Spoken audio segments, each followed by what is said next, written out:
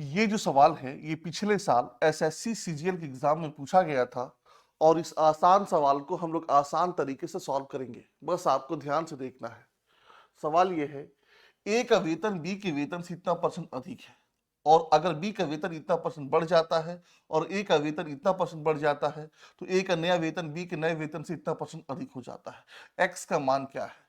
सबसे पहले आपको ध्यान देना है, टोटल दो लोग हैं ए और बी। तो ये रहा ए, ये रहा बी। ए का जो वेतन है बी के वेतन से 40% अधिक है। ए जो है बी से अधिक है, तो हम मान लेते हैं बी का वेतन 100 रुपया है, तो ए का कितना हो जाएगा? 100 प्लस 40 140। ए का जो वेतन होगा 140 होगा। अब क्या लिखा है कि बी का वेतन 20% बढ़ जाता है। बी का वेतन 20% बढ़ जाता है, तो 100 प्लस 20 कितना हो गया? 120।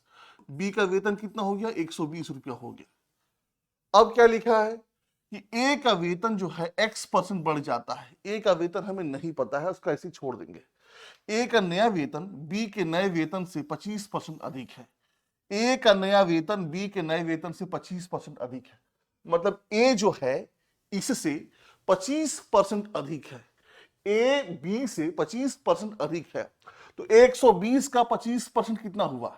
120 का जो 25% होगा, 120 का 50% 60 होगा, तो 25% 30 होगा।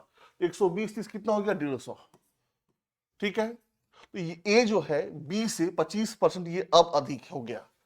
तो ए का वेतन कितना बढ़ा? ए का वेतन इतना परसेंट बढ़ जाता है, इसी को परसेंटेज में लाना है।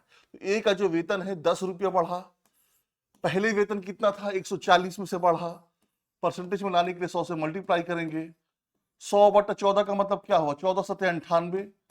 14 सत्ते 98, 2 हुआ 14 एकम 14 और 14 चौके 56, 7.14।